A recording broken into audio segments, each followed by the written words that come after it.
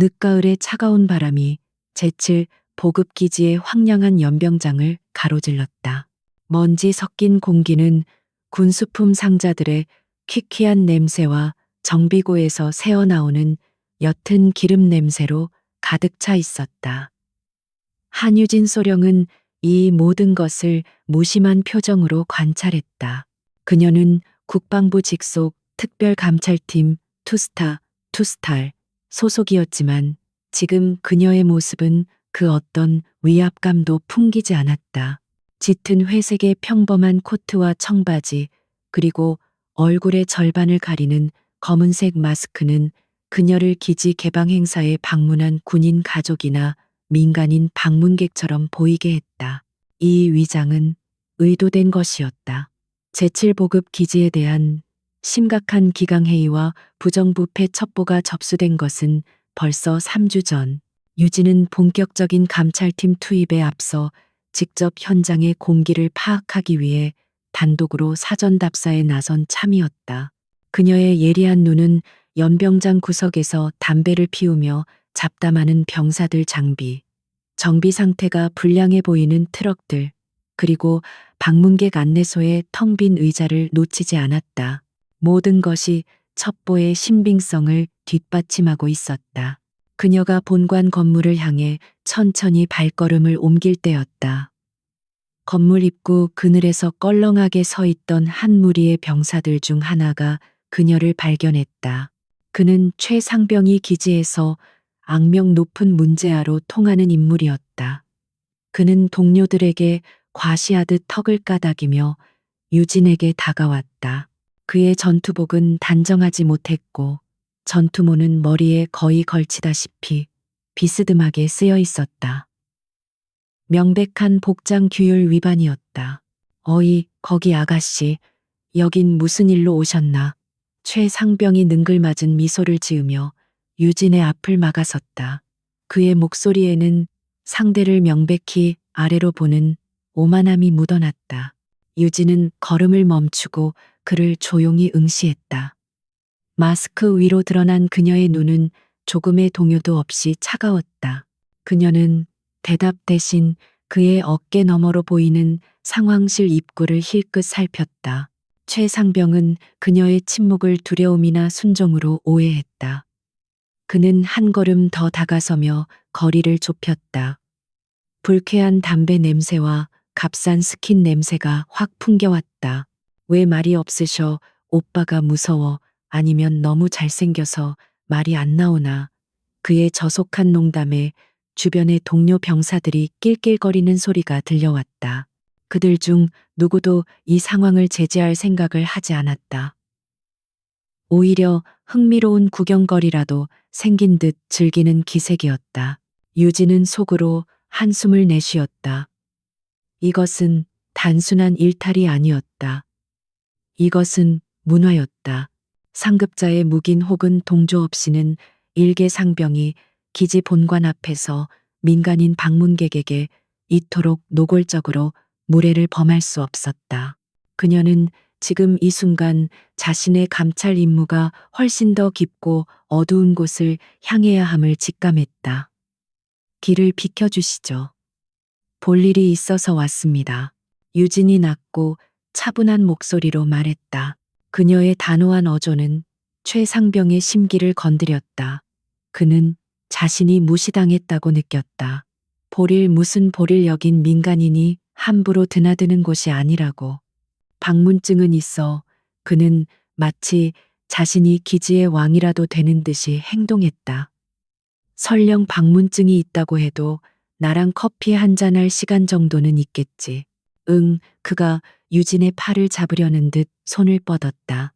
유진은 반사적으로 한 걸음 뒤로 물러서며 그의 손길을 피했다. 그녀의 몸은 즉각적인 제압이 가능하도록 훈련되어 있었지만 지금은 때가 아니었다. 그녀는 이 상황이 어디까지 치닫는지, 그리고 이 기지의 통제 시스템이 어떻게 반응하는지 끝까지 지켜볼 필요가 있었다. 몸에 손대지 마십시오. 불쾌합니다. 그녀의 경고는 여전히 침착했지만 그 속에는 얼음장 같은 냉기가 서려 있었다. 하불케 최상병은 과장되게 웃음을 터뜨렸다. 이 아가씨가 군대 무서운 줄 모르네. 여기가 어딘 줄 알고 그런 소리를 하는 거야. 내가 누군지 알아. 그는 자신의 뒤에 있는 동료들을 돌아보며 의기양양하게 외쳤다. 야, 너희들도 봤지? 이 여자가 지금 현역 군인을 무시하고 있어. 이거 군 모독죄 아니냐. 상황은 점점 더 추악해지고 있었다. 유진은 이 모든 과정을 머릿속에 정확히 기록했다. 최상병의 언행 주변 병사들의 방관적인 태도, 그리고 이 소란에도 불구하고 나타나지 않는 당직 간부의 부재까지. 그녀의 시선이 본관 2층 지휘관실 창문을 향했다. 커튼 뒤에서 누군가 이쪽을 내려다보는 듯한 희미한 움직임이 느껴졌지만 확실하지는 않았다. 유진은 더 이상 이 무의미한 실랑이를 계속할 필요가 없다고 판단했다. 그녀는 최상병을 무시하고 그대로 그를 지나쳐 건물 안으로 들어가기로 결정했다. 그녀가 다시 걸음을 옮기자 최상병은 자신이 완전히 무시당했다고 느끼고는 이성을 잃었다. 그는 유진의 앞을 다시 가로막으며 그녀의 어깨를 거칠게 밀쳤다. 야, 내 말이 말 같지 않아. 지금 어딜 그냥 들어가려고 해. 유진은 밀려나면서도 완벽한 균형을 유지했다. 그러나 그녀의 눈빛이 순간적으로 날카롭게 변했다. 이것은 단순한 희롱을 넘어선 명백한 폭행이었다. 바로 그때 건물 안에서 마침내 한 명의 장교가 모습을 드러냈다. 그는 당직 사관인 듯한 중이었지만 그의 태도 역시 기대 이하였다. 그는 귀찮다는 듯이 천천히 걸어 나오며 말했다.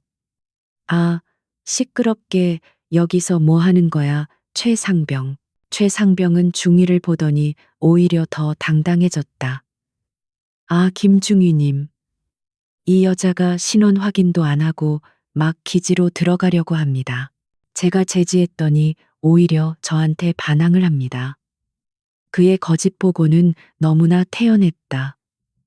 김중희는 유진을 위아래로 훑어보았다.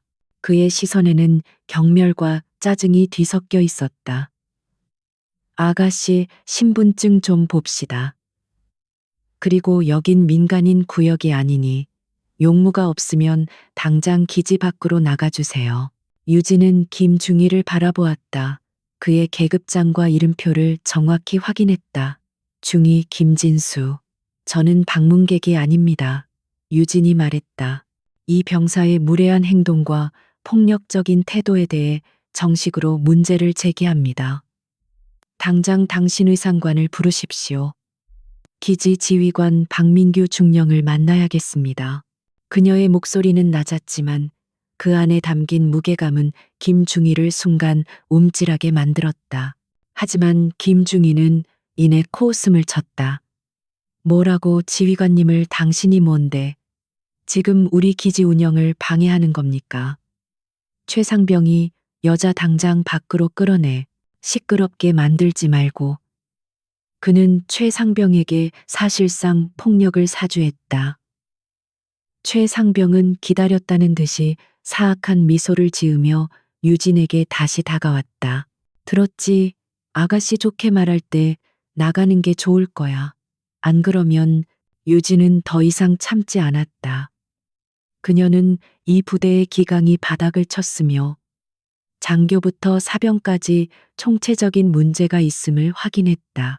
그녀는 자신의 코트 안주머니로 천천히 손을 가져갔다. 최상병과 김중희는 그녀가 지갑이나 신분증을 꺼내는 줄 알았다. 그들의 얼굴에는 여전히 조롱하는 듯한 미소가 걸려 있었다. 그러나 유진이 꺼낸 것은 지갑이 아니었다. 그것은 차가운 금속성 빛을 반사하는 검은색 바탕에 은색 별 2개가 선명하게 밝힌 작은 카드였다. 국방부 직속 특별감찰팀 투스타의 신분증. 그것을 본 순간 최상병의 미소는 얼굴에 그대로 얼어붙었다. 그는 자신이 본 것을 믿을 수 없다는 듯이 눈을 비볐다. 김중희 역시 얼굴이 하얗게 질렸다. 그는 군 생활 내내 말로만 듣던 그 전설 속의 저승사자 신분증을 실제로 보게 될 줄은 꿈에도 몰랐다. 투스타는 장성급 지휘관조차 함부로 대할 수 없는 막강한 권한을 가진 총리실 직속 감찰 조직이었다. 그리고 그 신분증을 든 여자는 자신들이 방금 전까지 아가씨라고 부르며 희롱하고 폭행하려 했던 바로 그 여자였다. 국방부 특별감찰팀 한유진 소령이다. 유진이 마스크를 벗으며 선언했다. 그녀의 차갑고 예리한 눈빛이 그들을 꿰뚫었다. 지금 이 순간부로 제7 보급 기지에 대한 전면 감찰을 개시한다. 현 시간부로 기지 내 모든 인원의 이동을 통제하고 모든 통신망을 차단한다. 당직 사관은 즉시 최고 경계 태세를 발령하고 기지 지휘관을 내 앞으로 데려오도록 1분 주겠다. 그녀의 목소리는 연병장 전체에 울려 퍼지는 듯했다. 낄낄거리던 병사들은 모두 얼어붙었고 최상병은 다리가 풀린 듯 그 자리에 주저앉을 뻔했다. 김중희는 공포에 질린 얼굴로 거의 울먹이는 목소리로 경례를 붙였다. 충성 알겠습니다.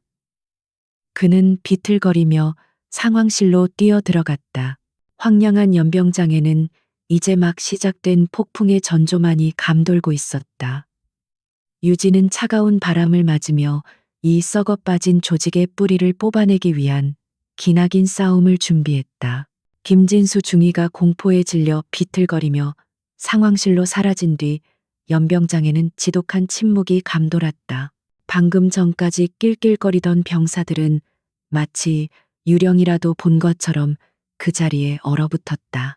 몇몇은 황급히 삐뚤어진 전투모를 고쳐 쓰거나 전투복 상의를 매만졌지만 그들의 얼굴에 떠오른 공포는 감출 수 없었다. 그들의 눈은 이제 한유진 소령이 손에 쥔 검은색 투스타 신분증에 고정되어 있었다. 그 작은 금속 조각은 그들의 군 생활, 어쩌면 그들의 남은 인생 전체를 뒤흔들 수 있는 막강한 권력의 상징이었다. 모든 소란의 중심이었던 최상병은 가장 비참한 모습이었다. 그의 다리는 완전히 풀려 있었고 그는 거의 쭈그려 앉다시피 한 어정쩡한 자세로 유진을 올려다보고 있었다. 그의 입은 뻐끔거렸지만 아무런 소리도 나오지 않았다. 오만함으로 번들거리던 그의 눈은 이제 텅 비어 있었고 그는 자신이 무슨 짓을 저질렀는지 그리고 그 대가가 무엇일지조차 가늠하지 못하는 듯했다. 그는 거대한 태풍의 눈 한가운데에 발을 들인 개미와도 같았다. 유진은 이 모든 혼돈 속에서 유일하게 침착했다. 그녀는 마스크를 벗은 맨 얼굴로 차가운 늦가을의 공기를 들이마셨다. 그녀의 시선은 최상병에게서 방관하던 다른 병사들에게로 천천히 옮겨갔다.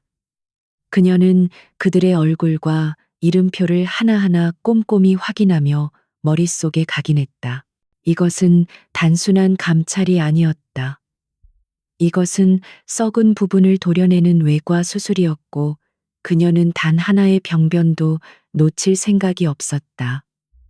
거기 두 사람, 유진이 방관자 무리 중 가장 계급이 높아 보이는 병장 2명을 지목했다. 두 병장은 화들짝 놀라며 거의 동시에 부동자세로 이병박, 박철순 병장강, 강민호라고 외쳤다. 그들의 목소리는 심하게 떨리고 있었다. 유진이 그들을 향해 차갑게 명령했다. 지금 즉시 본관 입구 양쪽을 통제한다. 내 허가 없이는 아무도 이 건물을 출입할 수 없다. 그리고 거기 너. 그녀의 손가락이 최상병을 향했다. 일어나 똑바로 서 군인답게. 최상병은 마치 줄이 끊어진 꼭두각시처럼 비틀거리며 일어섰다. 내 이름과 계급 소속을 정확히 보고해. 유진의 목소리는 얼음장 같았다. 최상병은 간신히 입을 열었다.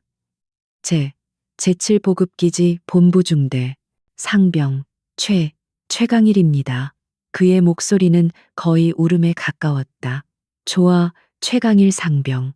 넌 지금 이 순간부로 현행범으로 체포한다. 혐의는 상관 모욕 폭행, 그리고 군 기강 문란이다. 아까 나를 밀쳤던 그 손 꼼짝 말고 그대로 있어. 유진의 선언에 최상병의 얼굴은 사색이 되었다. 바로 그때 본관 건물 안쪽에서 요란한 군화 소리와 함께 다급한 목소리들이 들려왔다. 제7 보급 기지의 지휘관 박민규 중령이 창백해진 얼굴로 모습을 드러냈다. 그는 막사에서 급하게 달려온 듯 전투복 상의가 살짝 흐트러져 있었지만 애써 위험을 되찾으려 노력하는 기색이 역력했다. 그의 뒤로는 김진수 중위가 거의 죽을 상을 하고 따라붙었다. 박중령은 투스타가 떴다는 보고만 받았을 뿐 그 이유가 자신의 부하가 감찰관을 폭행한 사건 때문이라는 것은 아직 모르고 있었다. 충성기지 지휘관 중령 박민규입니다. 박중령이 유진을 향해 거수경례를 붙였다. 그는 유진의 어깨에 빛나는 소령 계급장을 확인하고는 순간 의아한 표정을 지었다. 투스타 팀장이 고작 소령일 리가 없다고 생각했기 때문이다. 하지만 그녀가 손에 쥔 신분증은 진짜였다. 한소령님, 이렇게 누추한 곳까지 어쩐 일이십니까? 미리 연락이라도 주셨으면 그는 상황을 파악하려 했으며 의례적인 인사를 건넸다. 유진은 그의 경례를 받지도 인사에 답하지도 않았다. 그녀는 박중령의 눈을 똑바로 응시하며 차갑게 말했다. 박민규 중령, 당신은 방금 당신의 부하가 민간인으로 위장한 국방부 감찰관을 희롱하고 폭행하는 장면을 놓쳤다. 아니 어쩌면 당신의 지휘 방침이 이런 일을 가능하게 했는지도 모르지. 그녀의 말은 비수처럼 박중령의 가슴에 꽂혔다. 박중령의 눈이 믿을 수 없다는 듯 커졌다. 그는 그제야 넋이 나간 채 서 있는 최상병과 창백하게 질린 김중희를 번갈아 보았다. 무슨 말씀이신지. 한소령님 뭔가 오해가 있으신 것 같습니다. 최상병은 그래 평소에 좀 쾌활하고 장난기가 심한 녀석이긴 하지만 절대 그런 짓을 할. 박중령은 본능적으로 자신의 부하를 감싸려 했다. 그것이 그의 고질적인 문제였다. 그는 언제나 이런 식으로 문제를 덮고 기강 회의를 활기찬 병영 문화 따위로 포장해왔다. 그는 이번에도 감찰관이 단순한 기강 실태를 점검하러 왔다고 오판했다. 유진은 코웃음을 쳤다. 오해 쾌활해. 중령의 눈에는 성희롱과 폭행 미수가 장난기로 보이나 그녀가 한 걸음 다가서자 박중령은 자신도 모르게 뒷걸음질 쳤다. 나는 이곳에 방문객으로 위장해 들어온 지 단 10분 만에 당신의 부하에게 언어적 성희롱을 당했고 당신의 당직 사관에게 묵살당했으며 급기야 폭행까지 당할 뻔했다. 그녀의 목소리는 낮았지만 그 안에 담긴 분노와 경멸은 연병장 전체를 얼어붙게 만들었다. 이것이 당신이 말하는 제7 보급기지의 현주소다. 이 모든 일이 다른 곳도 아닌 당신의 지휘관실이 있는 바로 이 본관 앞에서 벌어졌어. 유진은 손가락으로 최상병을 가리켰다. 저 병사는 내가 투스타 신분증을 꺼내기 직전까지 나를 아가씨라 부르며 팔을 잡으려 했고 어깨를 밀쳤다. 그리고 당신의 당직 사관 김진수 중위는 이 모든 것을 보고도 저 병사를 제지하기는커녕 오히려 나를 기지 밖으로 끌어내라고 명령했다. 이게 당신의 지휘 실태인가 박민규 중령. 박중령의 얼굴에서 핏기가 완전히 사라졌다. 그는 이제야 사태의 심각성을 깨달았다. 이것은 단순한 감찰이 아니었다. 이것은 자신의 군 경력이 끝장날 수도 있는 재앙이었다. 그는 부패 혐의로 감찰이 들어올까봐 전전긍긍하고 있었는데 정작 그의 발목을 잡은 것은 썩어 빠진 기강이었다. 소령님 그건 정말 죄송합니다. 제가 병력 관리를 잘못한.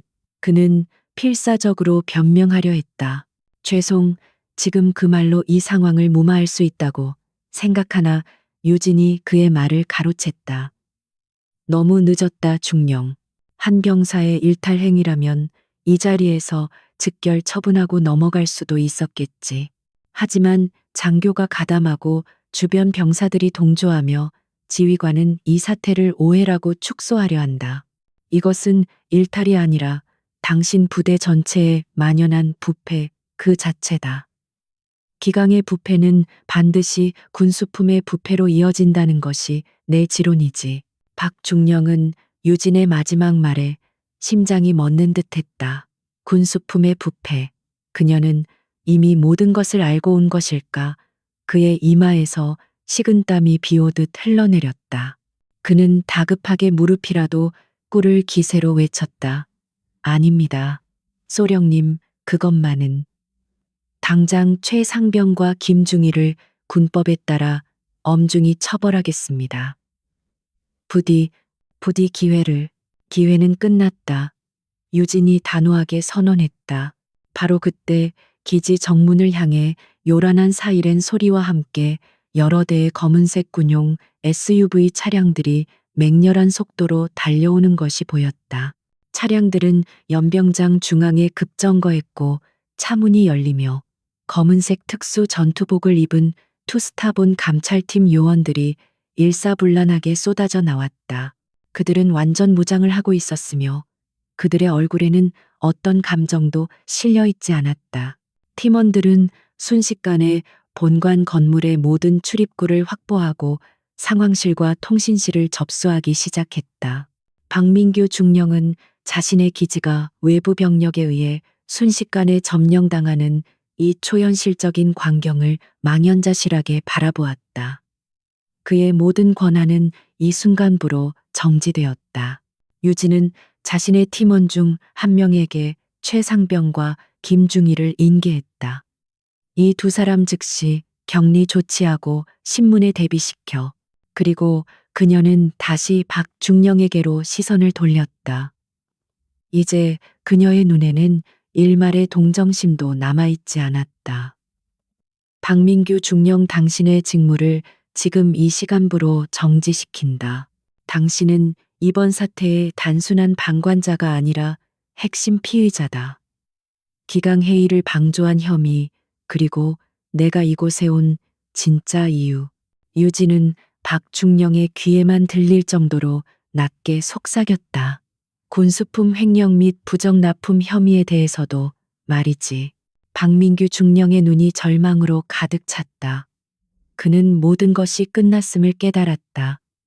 한유진 소령이 차가운 여성 감찰관은 처음부터 모든 것을 꿰뚫어 보고 있었던 것이다. 연병장의 차가운 바람 속에서 제7 보급기지의 어둡고 부패한 시대가 막을 내리고 있었다.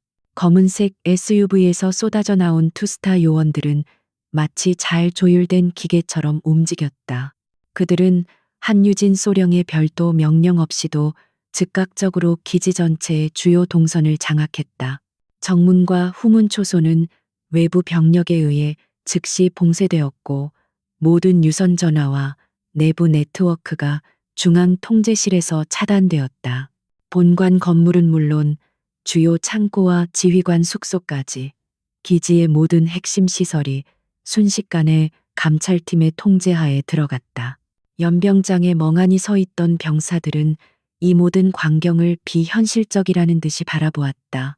방금 전까지 자신들의 왕국이었던 이 기지가 단 한 명의 여성 소령이 등장한 지 10분 만에 완벽하게 점령당했다. 공기 중에 떠돌던 나태함과 오만함은 온데간데 없이 사라지고 그 자리에는 오직 차갑고 무거운 공포만이 남았다. 병사들은 감찰 요원들의 지시에 따라 무기력하게 연병장 한쪽으로 집결하기 시작했다. 박민규 중령은 완전히 넋이 나간 상태였다. 그의 군 경력 전체가 무너져 내리는 소리가 귓가에 맴도는 듯했다. 그는 방금 전까지 자신이 이 기지의 절대 권력자라고 믿어 의심치 않았다. 하지만 지금 그는 자신의 집무실 입구조차 감찰 요원의 허락 없이는 들어갈 수 없는 신세가 되었다. 그의 태도는 180도 돌변했다. 오만함은 비굴함으로, 지휘관의 위엄은 죄인의 초조함으로 바뀌었다. 그는 한유진 소령에게 다가가려 애썼다. 한 소령님. 무엇이든 필요하신 것이 있다면 말씀만 하십시오. 제가 적극 협조하겠습니다. 이 모든 것은 제 불찰입니다. 제가 병력 관리를. 그는 말을 잇지 못하고 횡설수설했다. 그의 이마에서는 늦가을의 쌀쌀한 날씨에도 불구하고 굵은 땀방울이 흘러내렸다. 그는 이 상황을 어떻게든 수습하고 싶었지만 방법이 보이지 않았다. 유진은 그의 비굴한 변명에 눈길조차 주지 않았다. 그녀는 자신의 팀원 중 통신 담당관에게 다가가 보고를 받았다. 팀장님 기지 내 모든 유무선 통신망 장악 완료했습니다. 외부와의 연결은 완벽히 차단되었습니다. 또한 최근 3일간의 모든 통신 기록을 확보했습니다. 유진은 고개를 끄덕였다. 좋아.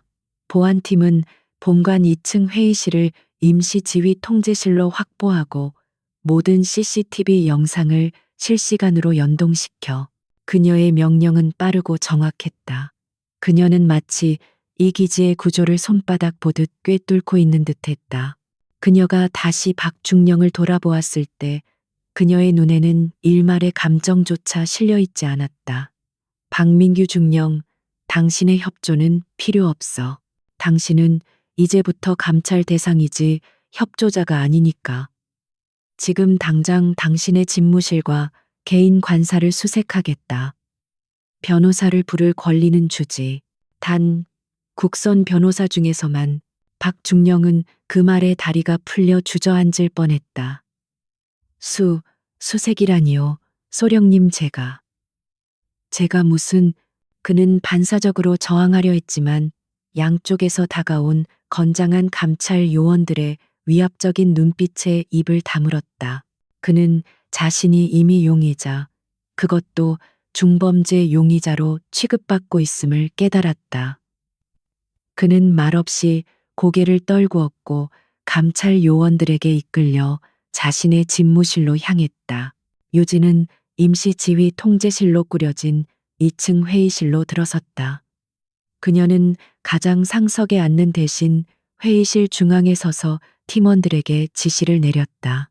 지금 이 순간부로 제7보급 기지에 대한 국방부 특별 감찰을 공식적으로 선언한다. 이번 감찰의 목적은 첫째, 본 기지에 만연한 심각한 기강해이와 지휘체계 붕괴 실태 파악. 그리고 둘째, 그녀는 잠시 숨을 골랐다. 군수품 부정 관리 및 횡령 혐의에 대한 전면 조사다. 그녀는 탁자 위에 놓인 파일을 집어들었다. 그것은 최강일 상병과 김진수 중위의 인사 기록 카드였다. 이번 감찰은 매우 이례적으로 기강 문제에서부터 시작한다. 그녀가 팀의 수석 조사관을 바라보며 말했다. 김중령 방금 체포한 최 상병과 김중희의 1차 신문을 즉시 시작하도록. 나는 저들의 입에서 나온 관행이라는 단어의 실체를 확인해야겠다. 박민규 중령이 이 모든 것을 알고도 묵인했는지 아니면 적극적으로 조장했는지. 알겠습니다. 팀장님. 김중령이라 불린 수석 조사관이 경례를 붙이고는 곧바로 회의실을 나갔다. 회의실은 순식간에 전쟁터의 작전 본부처럼 분주해졌다. 요원들은 각자의 노트북을 펼치고 데이터를 분석하기 시작했고 다른 요원들은 주요 서류 보관실과 창고로 흩어졌다. 한유진 소령은 이 모든 과정을 차가운 눈으로 지켜보며 거대한 부패의 퍼즐 조각을 맞추기 시작했다. 같은 시각 본관 지하에 위치한 임시 조사실. 최강일 상병은 완전히 무너져 있었다. 그는 차가운 의자에 앉아 두 손으로 얼굴을 감싸고 흐느끼고 있었다. 그의 앞에는 방금 전 유진을 보좌했던 김중령이 무표정한 얼굴로 앉아 있었다. 최강일 상병, 지금부터 네가 한 모든 말은 기록된다. 네가 살 수 있는 유일한 길은 모든 것을 사실대로 말하는 것뿐이야.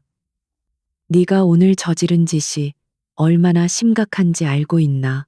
최상병은 고개를 들지 못한 채 울먹였다. 죄송합니다.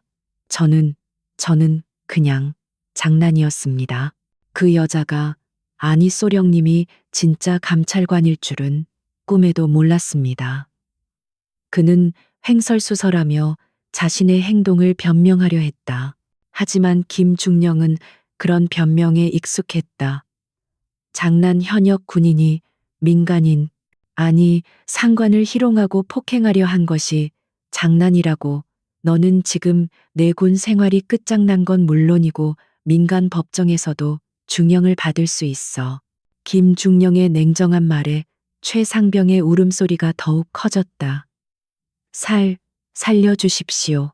제발. 저는 시키는 대로, 아니 다른 사람들도 다 그러니까 바로 그 말이었다.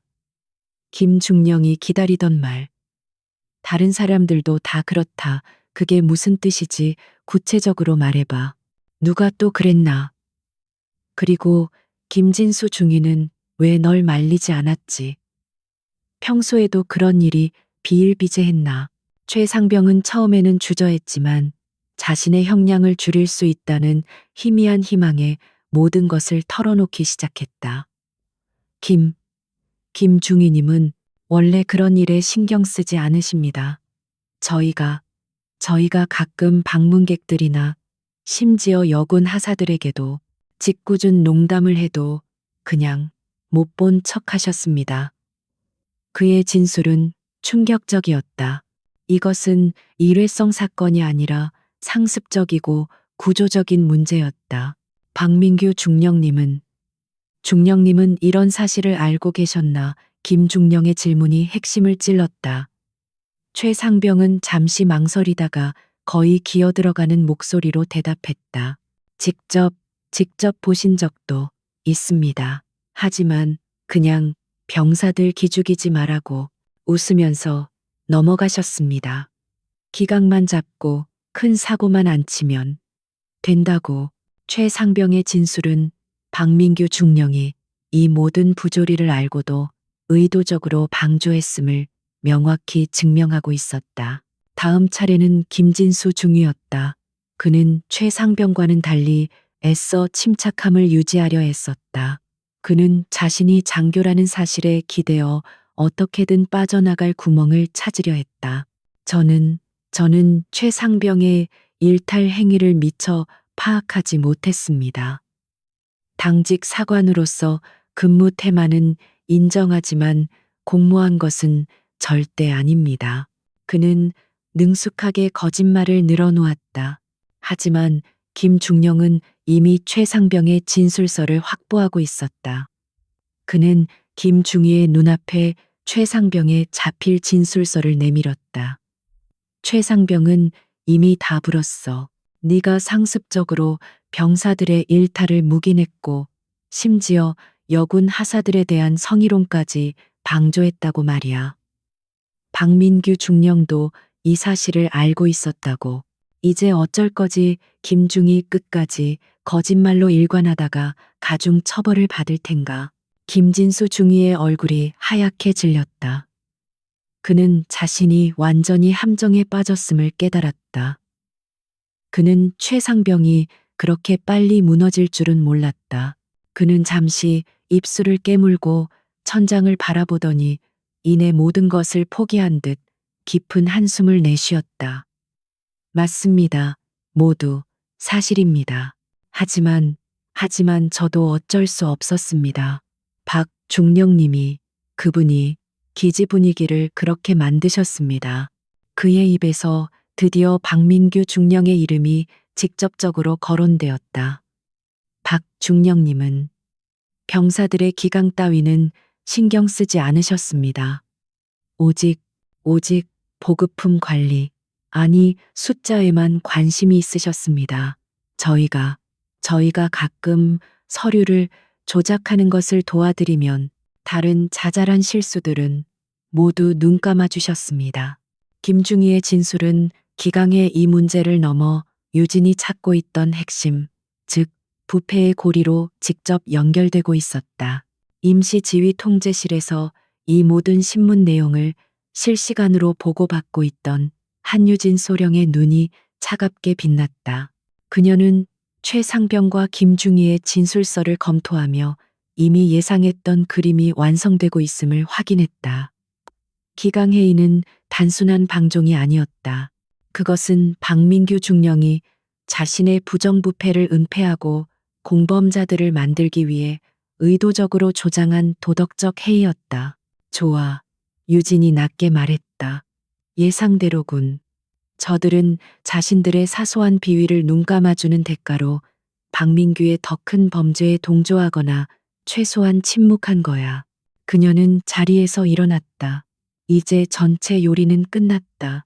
메인 요리를 시작할 시간이야. 그녀는 회계 감찰팀장을 불렀다. 지금 즉시 지난 3년간의 모든 군수품 입출고 기록 회계장부 그리고 민간 계약업체 목록 전체를 확보해. 특히 JH 로지스틱스라는 회사 샅샅이 뒤져. 한유진 소령의 명령이 떨어지자 제7보급기지의 임시지휘 통제실은 거대한 회계법인의 감사실처럼 변모했다.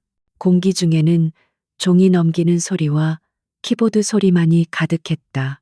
기강의 이 문제에 대한 1차 조사가 박민규 중령의 의도적인 방조와 묵인을 밝혀낸 지금 유진은 칼날을 곧바로 이 부패의 심장부, 즉 군수품 관리 시스템으로 돌렸다. 그녀가 이곳에 온 진짜 이유, 거대한 횡령의 흔적을 추적하기 시작한 것이다. 회계 감찰을 전담하는 투스타의 베테랑 김원일 소령 수석 조사관 김중령과는 동명이인이 팀을 이끌었다. 그는 안경 너머로 날카로운 눈빛을 빛내며 산더미처럼 쌓인 서류철을 검토하기 시작했다. 팀장님 박중령의 집무실과 관사에서 확보한 모든 디지털 저장 매체와 개인 서류입니다. 그리고 이것은 본부 중대행정실에서 압수한 지난 3년간의 모든 입출고 원장입니다. 유진은 서류철 하나를 집어들었다. 표지에는 2025년 3분기 물자 현황 보고서라고 적혀 있었다. 그녀가 그것을 넘기자마자 그녀의 미간이 미세하게 좁혀졌다. 김소령, 이것 좀 봐. 그녀가 한 페이지를 가리켰다. 고가치 물품으로 분류되는 야간 투시경 NVG 7 모델이야. 3분기에만 훈련 중 파손으로 불용 처리된 수량이 50대에 달해. 이게 말이 된다고 생각하나. 김원일 소령이 즉시 자신의 노트북으로 데이터를 대조했다. 이상합니다, 팀장님. 이 기지는 보급 기지입니다. 전투부대가 아니죠. 훈련 중 파손 비율이 이렇게 높을 수가 없습니다. 특히 NVG 7 같은 고가 장비는 이건 마치 정기적으로 재고를 털어낸 것처럼 보입니다. 그의 목소리가 낮아졌다. 그리고 이 불용 처리된 물품들의 폐기를 담당한 업체 JH 로지스틱스입니다. 팀장님이 지목하신 바로 그 업체입니다. 역시 유진의 입에서 차가운 한숨이 새어나왔다. 그녀는 임시 통제실 벽에 걸린 기지 전체 지도 앞으로 걸어갔다. JH 로지스틱스. 지난 2년간 이 기지의 모든 폐기물 처리와 일부 고가 장비 납품 계약을 독점한 유령 회사지. 서류상으로는 존재하지만 실체는 모호해. 박민규 중령이 이 기지에 부임한 시기와 정확히 일치해. 그녀는 지도의 한 구역 제3창고를 손가락으로 가리켰다. 김소령 자네는 여기 남아 계속 서류를 검토해. 특히 JH 로지스틱스와 관련된 모든 결제 라인을 추적해. 박민규 중령의 직인이 찍힌 모든 서류는 따로 분류해둬. 나는 지금 제3창고로 가보겠어.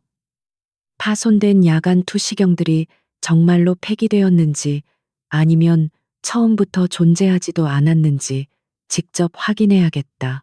유진은 자신의 팀원 2명을 대동하고 회의실을 나섰다.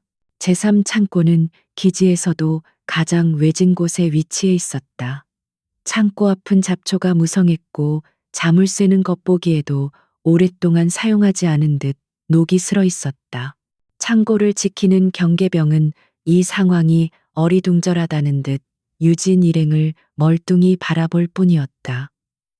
창고 관리관은 어디 있나 유진이 물었다. 그게 박 상사님은 오늘 오전에 갑자기 병가를 내고 나가셨습니다. 경계병이 더듬거리며 대답했다.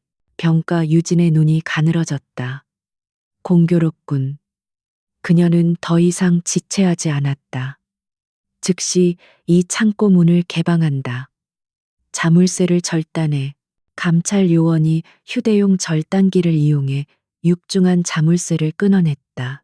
끼익 하는 불쾌한 쇠 마찰음과 함께 거대한 철문이 열리자 안에서는 곰팡이 냄새와 먼지가 뒤섞인 탁한 공기가 뿜어져 나왔다. 창고 내부는 어두웠지만 손전등 불빛이 내부를 비추자 충격적인 광경이 드러났다. 창고는 거의 텅 비어 있었다. 서류상으로는 이곳에 수백 개의 고가 통신 장비와 정비 부품들이 보관되어 있어야 했다. 하지만 그들이 마주한 것은 먼지 쌓인 선반들과 구석에 아무렇게나 처박힌 빈 상자들 뿐이었다. 이게 어떻게 된 일이지? 유진과 동행한 한 요원이 중얼거렸다. 유진은 말없이 빈 상자 더미로 다가갔다. 그녀는 상자에 붙은 송장을 확인했다. 분명 TR-900 특수 통신 모듈, 수량 50, 납품업체, JH 로지스틱스, 유령 상자들이군. 유진이 차갑게 말했다. 처음부터 물건은 들어오지도 않았어. JH 로지스틱스는 송장만 발행하고 박민규는 그 송장의 결제, 도장을 찍어 국가 예산을 빼돌린 거야. 그리고 이 빈 창고는 그들의 범죄를 숨기기 위한 위장이었던 거지. 그녀는 손전등으로 창고 바닥을 비췄다. 바닥에는 최근에 무거운 물건들을 끌었던 듯한 희미한 자국들이 남아 있었다. 아니, 어쩌면 물건이 들어왔다가 다시 나갔을 수도 있겠어. 그녀는 즉시 무전기를 들었다. 김원일 소령 지금 당장 제3창고 관리관 박 상사의 신병을 확보해. 병가 필요 없어. 군무 이탈 혐의로 당장 체포해. 그리고 JH 로지스틱스 관련 서류에서 박 상사의 서명을 찾아봐. 그가 이 범죄의 핵심 연결고리일 가능성이 높다. 유진의 지시는 단호했다. 그녀는 이 거대한 사기극의 또 다른 공모자를 찾아낸 것이다. 다시 임시 지휘 통제실로 돌아온 유진 앞에는 새로운 보고서들이 쌓여 있었다. 김원일 소령이 창백하지만 흥분된 얼굴로 그녀를 맞이했다. 팀장님 찾았습니다. 박민규 중령의 개인 금고에서 이중 장부를 발견했습니다. 그는 조심스럽게 검은색 표지의 두꺼운 노트를 유진에게 건넸다.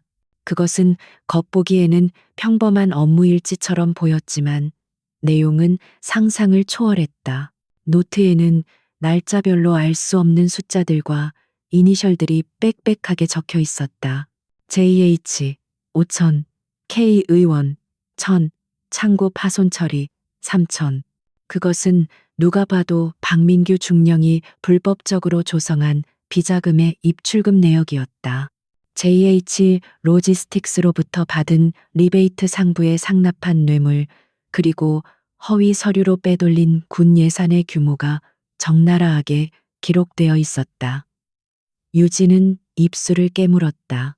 부패의 규모는 그녀가 예상했던 것보다 훨씬 더 거대하고 조직적이었다. K 의원. 유진이 그 이니셜을 나지막이 읊조렸다. 정치권까지 연루되어 있군. 일이 복잡해졌어. 그녀는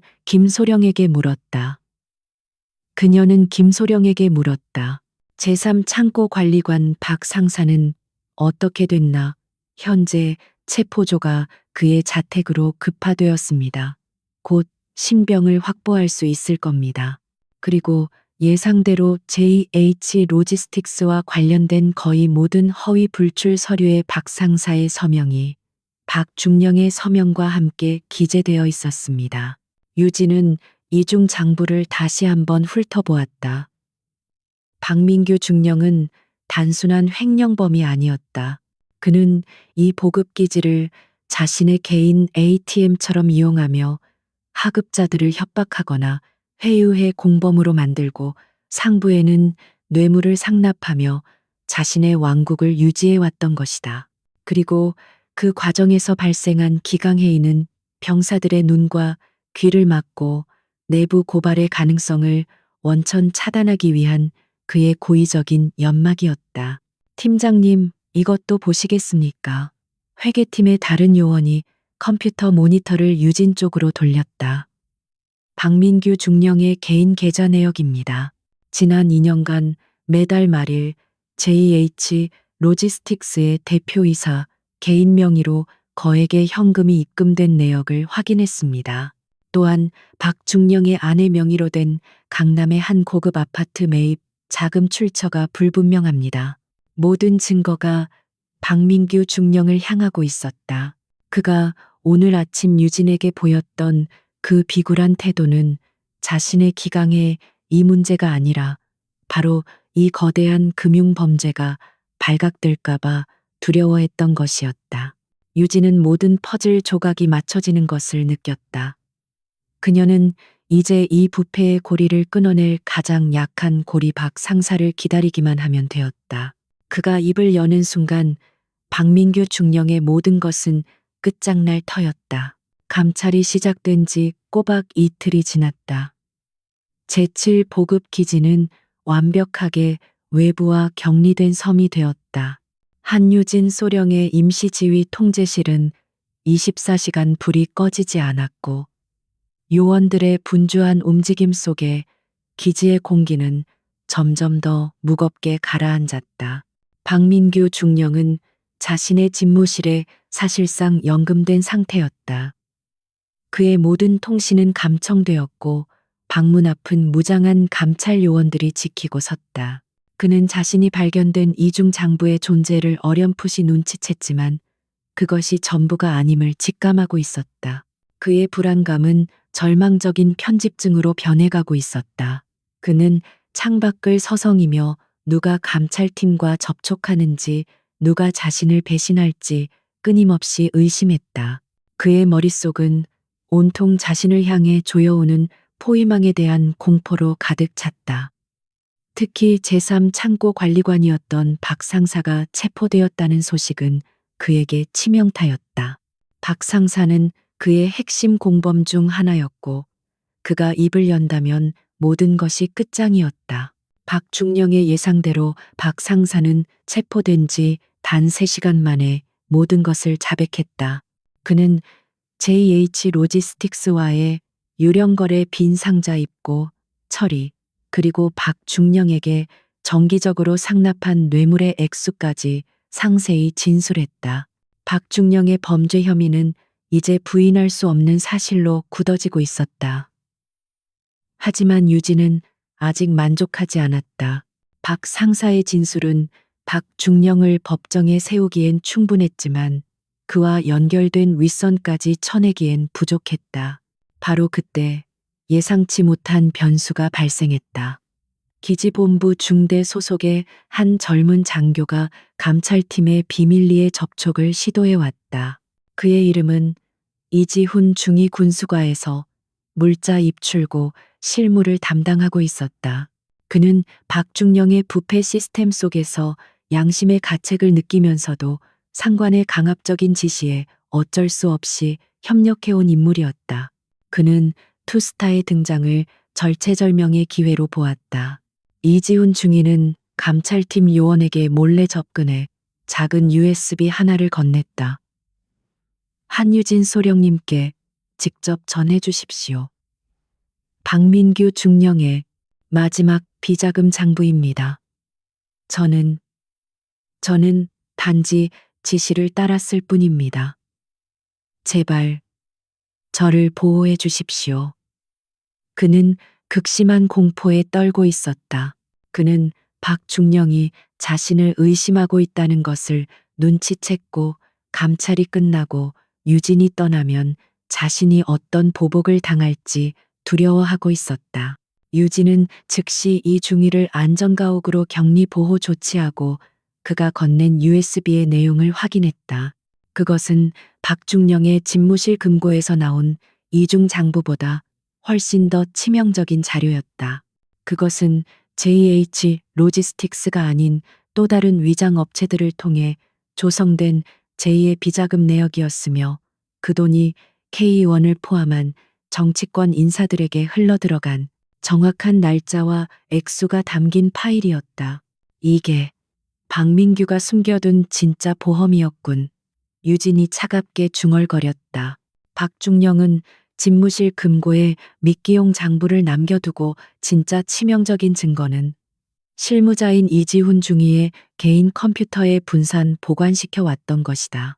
그는 자신이 체포될 경우 이 파일을 이용해 윗선과 거래를 하려 했던 것이다. 하지만 그는 이지훈 중위의 양심과 공포를 과소평가했다. 유진은 이제 완벽한 증거를 손에 넣었다. 하지만 그녀는 여기서 멈추지 않았다. 그녀는 박민규 중령의 숨통을 완전히 끊어놓을 마지막 한 수가 필요했다. 박민규는 지금 이지훈 중위가 사라진 것을 알고 극도로 불안해하고 있을 거야. 그는 이 중위가 이 제2의 장부를 가지고 있다는 것을 알아.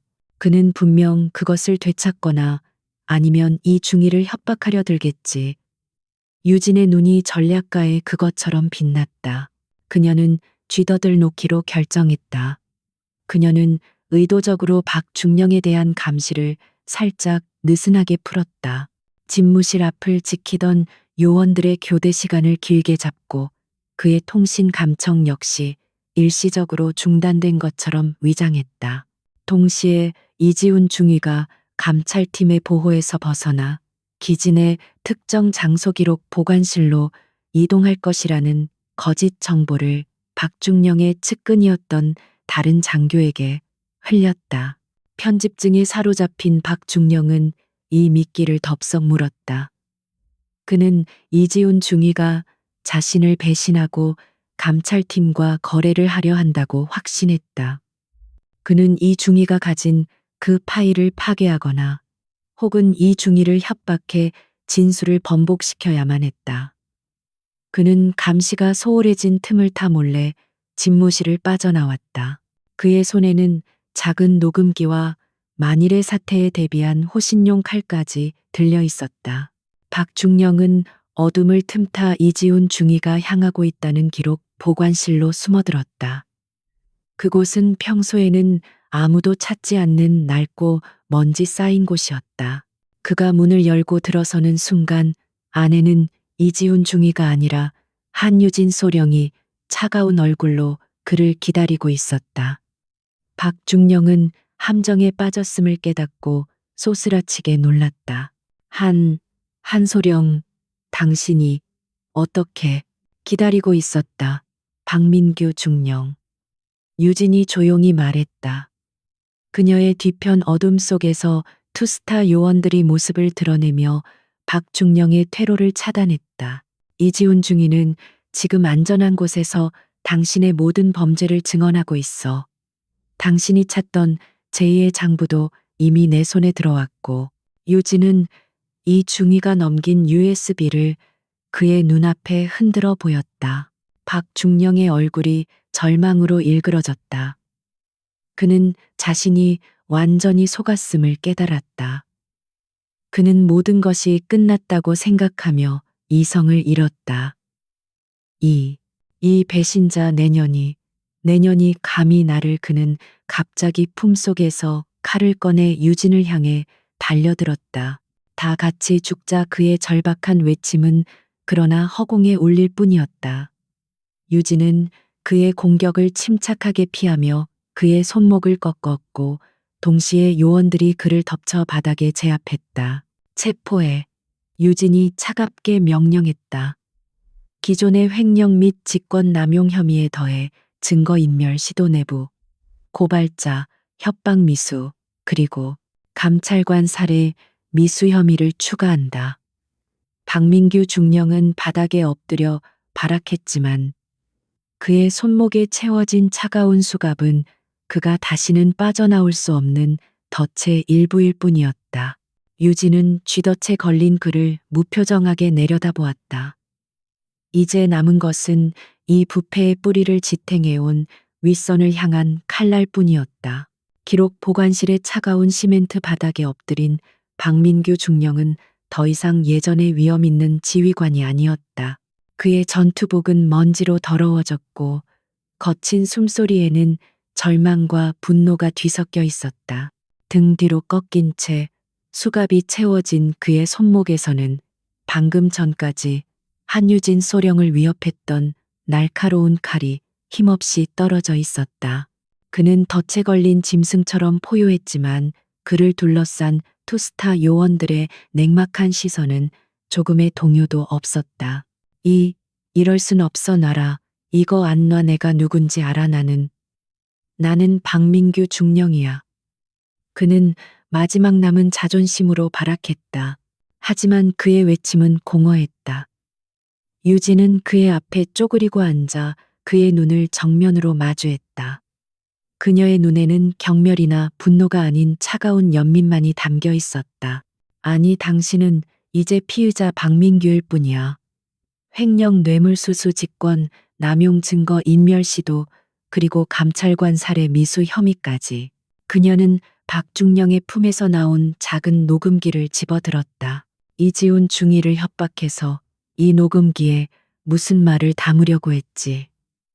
나는 사실 박중령의 강압에 못 이겨 거짓 진술을 했다. 따위의 말을 녹음하려 했나. 참으로 뻔한 수법이군. 유진은 녹음기의 전원을 켜 방금 전 박중령이 자신을 향해 절규했던 내용이 녹음된 것을 확인하고는 다시 껐다. 이것 역시 그의 발악에 대한 또 다른 증거가 될 터였다. 박중령은 유진의 손에 들린 USB 즉 제2의 장부를 바라보며 신음했다. 그걸 이지훈 그 배신자가 그걸 넘기다니. 그는 모든 희망이 사라졌음을 깨달았다. 저 USB 파일 안에는 그가 정치권 인사 K 의원에게 건넨 불법 정치 자금의 상세 내역이 고스란히 담겨 있었다. 그것은 그가 만일의 사태에 대비해 윗선을 협박할 유일한 보험이었지만 이제는 그 자신의 목을 조르는 결정적 증거가 되어버렸다. 배신자 유진이 차갑게 반문했다. 자신의 죄를 덮기 위해 부하 장교에게 불법적인 파일 관리를 강요하고 일이 터지자 그를 희생양으로 삼으려 한 건 바로 당신이야. 이지훈 중위는 배신자가 아니라 당신의 범죄에 마지못해 끌려 들어간 또 다른 피해자일 뿐이지. 그녀는 자리에서 일어섰다. 이자를 임시 구금실로 이송해 의무관을 불러 신체 검사를 실시하고 24시간 특별 감시를 붙여 자살이나 자해 시도에 대비하도록. 요원들이 박중령의 양팔을 거칠게 일으켜 세워 그를 끌고 나갔다. 기록 보관실에는 다시 정적이 찾아왔다. 유진은 어둠 속에 서서 방금 확보한 결정적인 증거, 그 작은 USB를 손안에 쥐었다. 이제 박민규라는 중간 고리는 완벽하게 제압되었다. 하지만 그녀의 임무는 아직 끝나지 않았다. 이 부패의 뿌리는 박중령 개인이 아니었다. 그것은 그를 비호하고 그에게서 검은 돈을 받아 챙긴 윗선이었다. 그녀는 임시 지휘 통제실로 복귀했다. 그곳에서 그녀를 기다리고 있던 것은 통신감청팀의 새로운 보고였다. 팀장님 박중령이 감시가 소홀해진 틈을 타 외부로 딱 한 통의 전화를 시도했습니다. K1의 보좌관에게 건 전화였습니다. 통화 내용은 짧았지만 의미심장합니다. 감청 담당 요원이 녹음된 파일을 재생했다. 들켰습니다. 그 여자가 왔습니다. 이중 장부, 아니, 보험까지 넘어간 것 같습니다. 의원님께 어떻게든 막아달라고. 유진의 입가에 차가운 미소가 번졌다. 스스로 무덤을 팠군. 박중령은 자신이 함정에 빠진 줄도 모르고 윗선에게 자신이 위험하다는 신호를 보냈어. 그리고 동시에 보험이 넘어갔다는 사실까지 친절하게 알려줬지. 그녀는 김원일 소령을 바라보았다. K 의원. 지금 당장 그의 사무실과 자택에 대한 압수수색 영장을 청구해야 해. 박민규의 이중 장부와 방금 확보한 USB 파일, 그리고 이 통화 녹음 파일이면 증거는 차고 넘쳐. 김원일 소령의 얼굴이 긴장으로 굳어졌다. 팀장님, 하지만 상대는 현역 국회의원입니다. 국방부 직속 감찰팀의 권한만으로는 알아. 유진이 그의 말을 끊었다. 그래서 지금 즉시 상부에 보고하고 검찰과의 공조 수사를 요청할 거야. 투스타는 군 내부의 적을 상대하지만 그 적이 민간인, 특히 정치 권력과 결탁했다면 우리는 더 큰 칼을 뽑아들어야 해. 그녀는 보안 채널을 통해 국방부 감찰실장 그리고 그 너머의 상부 라인에 직접 보고를 시작했다. 제7 보급기지에서 벌어진 단순 기강에 이 사건은 이제 현역 중령과 민간 납품업체 그리고 현역 국회의원이 연루된 거대한 군납 비리 게이트로 확대되고 있었다. 유진이 제출한 증거 박민규의 자백 영상 이중 장부 USB 파일 통화 내용은 너무나 명확하고 결정적이어서 반박의 여지가 없었다. 보고가 진행되는 동안 임시 지휘 통제실 밖에서는 또 다른 작은 소동이 벌어지고 있었다. 감찰팀의 보호를 받고 있던 이지훈 중위가 유진을 만나게 해달라고 간청하고 있었다. 그는 자신이 제출한 증거로 인해 박중령이 체포되었다는 소식을 듣고 안도했지만 동시에 자신 역시 공범으로 처벌받을까봐 두려워하고 있었다. 유진은 보고를 마치고 그를 만나주기로 했다. 이지훈 중위는 유진의 앞에서 고개를 들지 못했다. 소령님, 저는 정말 박중령님이 두려워서 어쩔 수 없이. 그는 울먹이며 자신의 결백을 주장하려 했다. 유진은 그의 앞에 차가운 물 한 잔을 건넸다. 알고 있어 이중위. 당신이 박중령의 강압에 못 이겨 어쩔 수 없이 가담한 부분은 정상 참작될 거야. 하지만 그녀의 목소리가 엄격해졌다. 당신은 장교야. 불의를 목격했을 때 당신은 더 일찍 저항했어야 해. 당신이 결정적인 증거를 제공한 것은 사실이야. 그 용기는 높이 사. 하지만 당신이 그 전에 묵인하고 동조했던 행위들에 대한 책임까지 면제되는 것은 아니야. 당신은 군법에 따라 조사를 받고 합당한 처벌을 받게 될 거야. 아마도 불명예 전역은 면하겠지만 감봉이나 정직 처분은 각오해야 해. 이지훈 중위는 유진의 냉정한 말에 눈을 감았다. 그는 이것이 자신이 치러야 할 최소한의 대가임을 받아들였다. 달게 받겠습니다. 소령님. 그리고 감사합니다. 저에게 다시 시작할 기회를 주셔서. 그는 진심으로 고개를 숙였다. 유진은 더 이상 아무 말도 하지 않았다. 그녀의 임무는 심판이지 용서가 아니었다. 그날 밤 서울에서는 거대한 폭풍이 몰아치기 시작했다. 투스타로부터 모든 증거 자료를 넘겨받은 검찰은 즉각 특별수사팀을 꾸렸고 새벽을 기해 K 의원의 사무실과 자택, 그리고 JH 로지스틱스의 위장, 사무실에 대한 대대적인 압수수색에 들어갔다. 언론은 아직 이 사실을 모르고 있었지만 대한민국 국방부와 정치권을 뒤흔들 거대한 스캔들의 뇌관은 이미 점화된 상태였다. 제7보급 기지에서의 마지막 밤. 유진은 임시지휘 통제실 창밖으로 어둠에 잠긴 연병장을 내려다보았다. 모든 것은 끝났다. 박민규 중령은 모든 것을 자백했고 그의 공범자들은 줄줄이 체포되었다. 윗선이었던 K의원 역시 검찰의 수사망을 피하지 못할 것이다. 그녀의 손에는 이 모든 부패의 고리를 증명하는 결정적 증거가 들려 있었다. 그녀의 마지막 발악은 결국 자신의 모든 것을 올가매는 밧줄이 되었을 뿐이다. 제7보급 기지에서의 길고 혹독했던 감찰 활동이 공식적으로 막을 내렸다. 연병장에는 마지막으로 투스타 요원들이 도열했고 그들 앞에는 군사경찰의 호송 차량이 대기하고 있었다. 박민규 중령은 완전히 넋이 나간 표정으로 초점 없는 눈으로 허공을 응시하며 차량에 올라탔다. 그의 화려했던 군 경력은 불명의 전역과 긴 수감 생활이라는 비참한 종말로 귀결되었다. 그의 뒤를 이어 모든 것을 체념한 듯한 김진수 중위와 여전히 겁에 질려 흐느끼는 최강일 상병, 그리고 제3창고관리관 박 상사가 차례로 호송차에 탑승했다. 한유진 소령은 이 모든 과정을 차가운 무표정으로 지켜보았다. 그녀의 임무는 끝났다. 그녀가 이끄는 팀은 이 기지에 만연했던 부패의 뿌리를 성공적으로 도려냈다.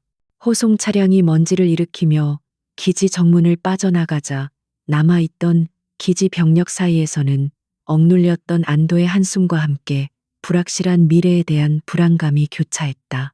그들은 자신들의 지휘 체계가 한순간에 무너져 내리는 것을 목격했다.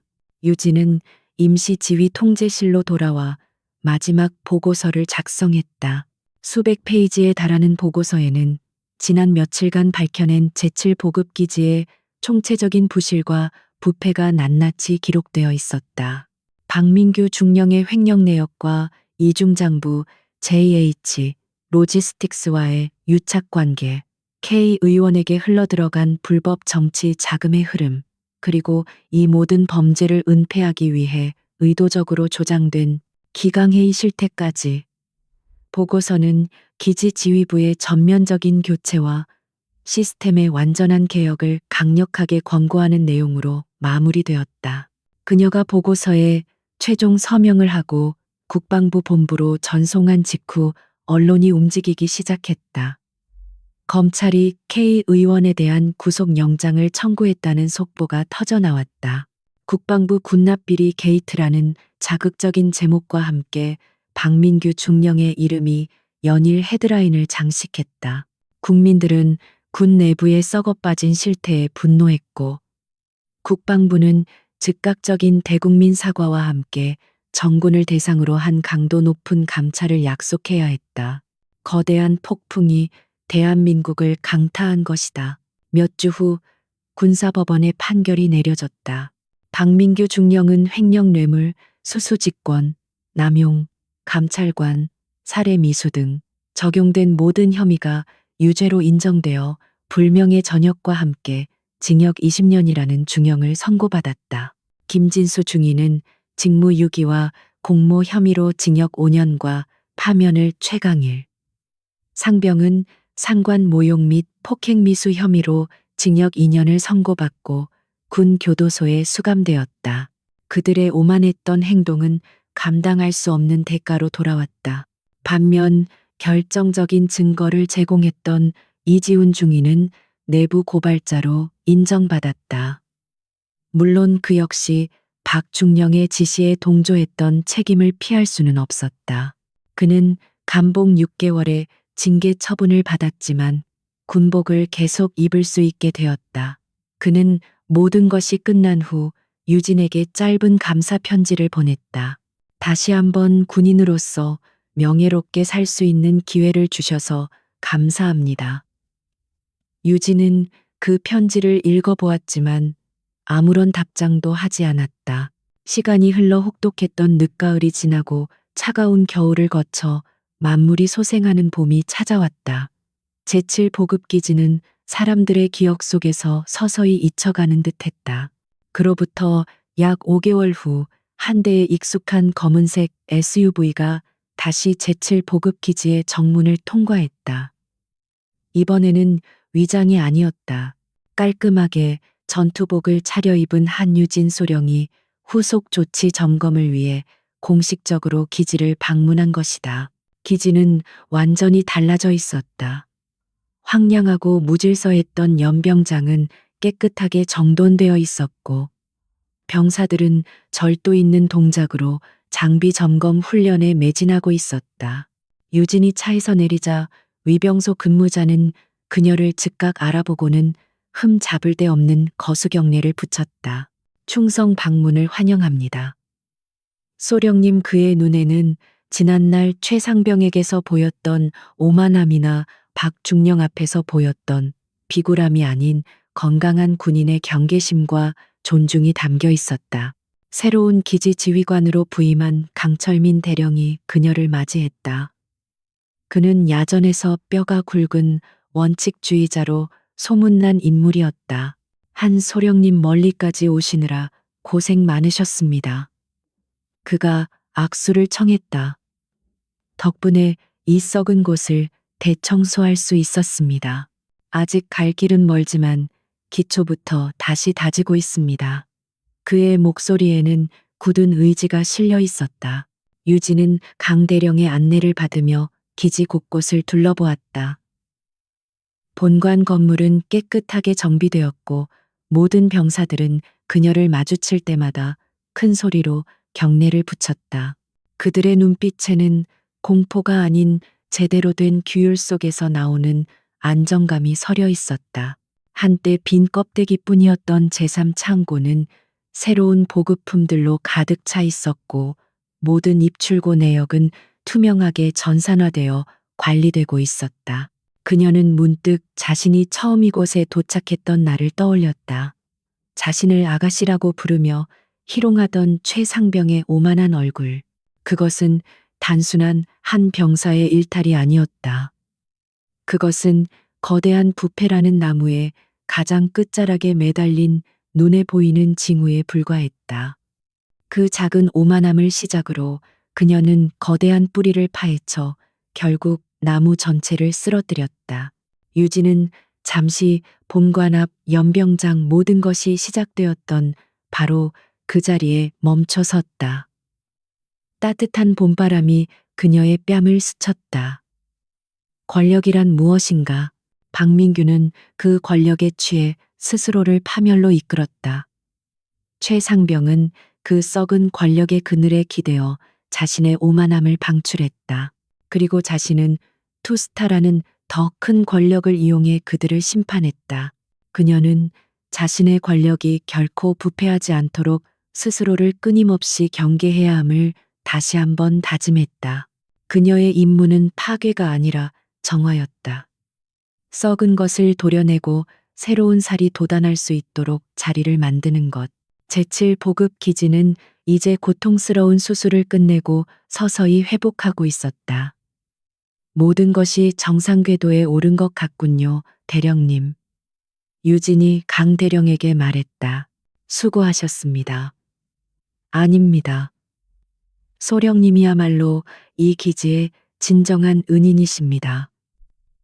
강 대령이 진심으로 경의를 표했다. 유진은 더 이상 머무를 이유가 없었다. 그녀는 짧은 점검을 마치고 다시 자신의 차에 올랐다. 그녀가 기지를 떠나려 할 때 보안 처리된 그녀의 개인 단말기에 새로운 메시지가 도착했다. 제12 방공포대. 내부 고발 접수. 즉시 출동 요망. 그녀의 눈이 다시 차갑고 예리하게 빛났다. 그녀는 짧게 숨을 내쉬었다. 그녀의 싸움은 아직 끝나지 않았다. 검은색 SUV는 봄 기운이 완연한 제칠 보급 기지를 뒤로하고 또 다른 부패의 흔적을 향해 조용히 미끄러져 나갔다.